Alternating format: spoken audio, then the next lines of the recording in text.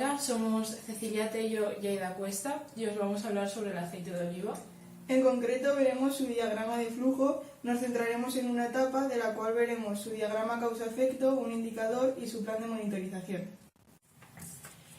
Este es el diagrama de flujo del aceite de oliva. Lo primero sería a partir de la materia prima, que son las aceitunas. Se produce la recolección, Llega hasta la almazara, se introduce en una tolva, después en una cuba donde nos entraría agua, se hace la separación de las hojas y las ramas y del agua introducida anteriormente, se produce la trituración, mezclado, de nuevo tendríamos otra separación, pero esta vez de la pasta y el aceite, centrifugación para conseguir la pasta residual y por último el envasado. La etapa en la que hemos decidido centrarnos es la separación, porque consideramos que es importante por el tema de la obstrucción de los poros. Como hemos comentado en el diagrama de flujo, en esta etapa se separan las hojas de las ramas del agua que habíamos introducido anteriormente. Y los parámetros que tendríamos que tener en cuenta en esta fase sería la velocidad, la vibración y la cantidad de materia prima que introducimos. Ahora vamos a hablar del diagrama causa-efecto, donde el problema en el que nos vamos a basar es la obstrucción del poro. Empezaríamos por la maquinaria, donde había que controlar la pérdida de elementos, la falta de higiene y la oxidación. Después hablaríamos del mantenimiento, donde tendríamos que tener en cuenta tanto la higiene como los detectores de los metales.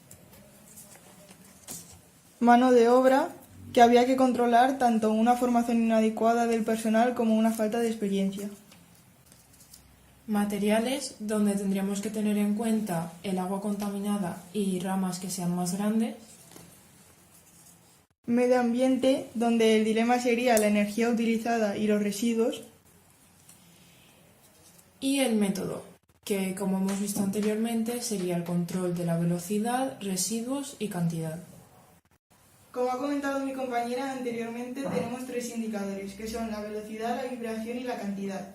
La velocidad, si no es adecuada, podemos tener una mala separación de la materia prima con los restos. La vibración, si vibra demasiado, puede haber una pérdida de la materia prima debido a que se salga del lineal. En cambio, si es muy lenta, puede dar lugar a una mala separación. Y la cantidad, una elevada cantidad junto con los otros dos indicadores puede producir daños indeseados. Pero si la cantidad es pequeña, el proceso no será eficiente. Y por último os vamos a hablar del plan de monitorización de la fase de separación. Se basa en responder a 5 preguntas. ¿Quién, cuándo, dónde, cómo y por qué?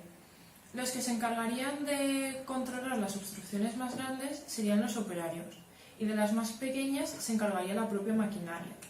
Esto se realizaría en la propia planta de fabricación y se realizaría antes de empezar la fase por parte de los operarios y después de forma constante por parte de la maquinaria. Todo esto se realizaría para evitar las obstrucciones y para ello hay que tener en cuenta el diámetro de los poros, que sea adecuado y que haya una limpieza buena, para evitar que haya restos adheridos a la materia prima. Esperemos que hayáis aprendido un poco más de este producto tan tradicional en nuestras cocinas. Gracias por vuestra atención.